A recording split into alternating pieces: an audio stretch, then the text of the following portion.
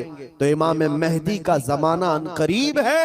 मेरे मुस्तफा की हदीसों का मफहूम मैं आपके सामने रख रहा हूं कि जब वो दौर आएगा पूरी दुनिया में सिवाय इस्लाम के कुछ नहीं होगा। आपने अभी शायर से सुना, इस्लाम था, इस्लाम है। इस्लाम हाँ सिर्फ तुम्हारे गांव में नहीं रहेगा, इंशाअल्लाह अमेरिका में भी रहेगा, यूरोप में भी रहेगा, अफ्रीका में भी रहेगा, और जितने चीखते चिल्लाते उनकी गर्दन पे भी रहेगा।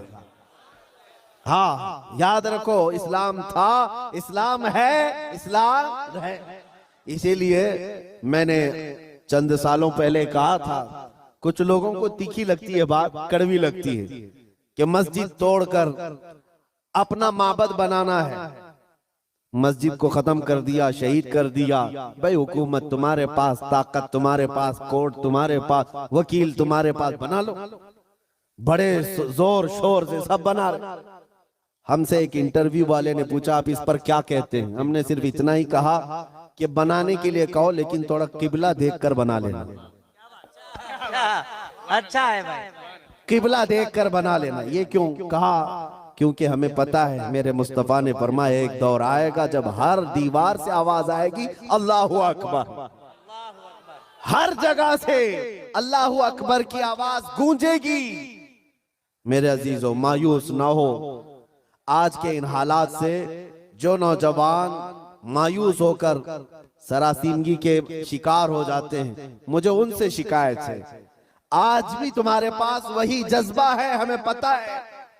अगरचे बिखरी हुई ये कौम है लेकिन बड़ी बड़ी ताकतें तुमसे खौफजदा हैं। डरती क्यों है?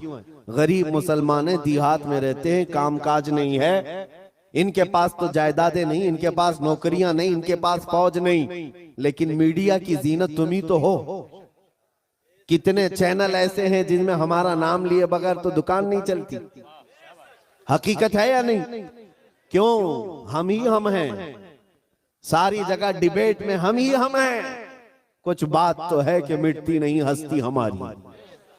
इकबाल ने कहा है कुछ बात तो है कि मिटती नहीं हस्ती हमारी, सदियों रहा है दुश्मन दौरे जमा हमारा। लेकिन मेरे अजीजों वो वक्त आएगा, वो वक्त आएगा जब तुम्हारा इश्क मचलेगा और तुम अमली मैदान में आओगे और नबी पाक सल्लल्लाहु तआला अलैहि वसल्लम का नारा बुलंद होगा। क्योंकि कुरान का वादा है, हुवल्लज़ी अरसल रसूलहु बिल हुदा व दीनिल हक़ लियुज़हिरहु अला दीनि कुल्ली।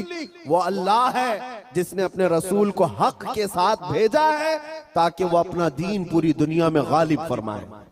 दीन पूरी दुनिया में गालिब आएगा। किसी को बुरा लगता है लगे, कुरान ने खुद कहा वलो करिहल काफिरून वलो करिहल मुशरिकून। कुरान ने खुद कहा है मुशरिकों को अगरचे बुरा लगता हो लेकिन दीन गालिब आएगा। उसके गलबे का वक्त अल्लाह हमें दिखाए। बस हमारी तमन्ना ये है कि आज मगलूबियत का जमाना है, हम मारे जा रहे हैं, पीटे जा रहे हैं। ऐ अल्लाह वो दौर भी दिखा जब इस्लाम का गलबा आ जाए, जब निजाम मुस्तफा हो, हर जगह रसूल करीम सल्लल्लाहु तआला अलैहि वसल्लम की शरीयत तैयबा ताहिरा का दौर दौरा, वो दौर आएगा।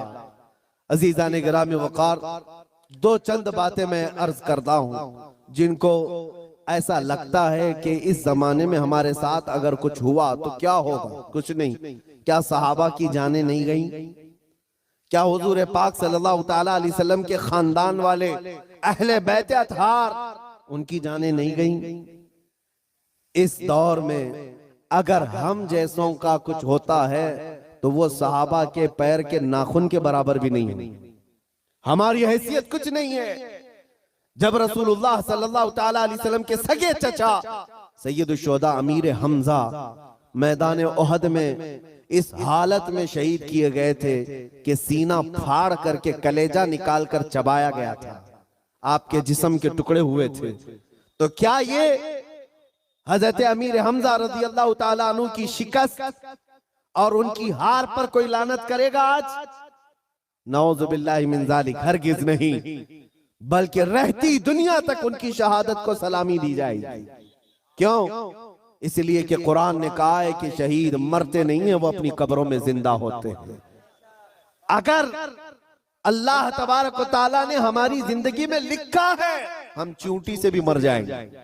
और अगर अभी मौत नहीं लिखी है, चींटी से भी नहीं मरोगे, बल्कि मोदी से भी नहीं मरोगे।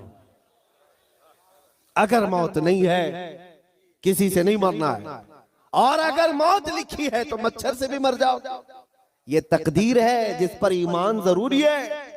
ऐ मुसलमानों, अपने ईमान को संभालो, मजबूती के साथ अगर रहना है तो अपने तशख्खुस के साथ रहो। इस्लाम को छुपा छुपा करके मत रहना।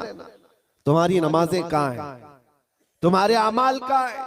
तुम्हारे चेहरे भी आज बदल गए। तुम खुद चाहते हो कि इस्लाम परदेश बन करके रहे। इस्लाम को जाहिर करो। तुम्हारे चेहरों से भी तो पता चले कि तुम इस्लाम से कितनी मोहब्बत करते हो। तुम्हारे घर की बेटियों की सरों पर इस्लाम तो नजर आना चाहिए।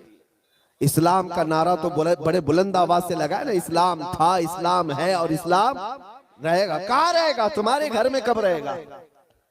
तुम्हारी जिंदगी में कब रहेगा? जब तुम खुद इस्लाम को अपने घर में पसंद करो, अपने बच्चों पर पसंद करो, अपनी औरतों पर पसंद करो, तो फिर देखो मजाल है कोई इस्लाम की तरफ उंगली भी उठाए।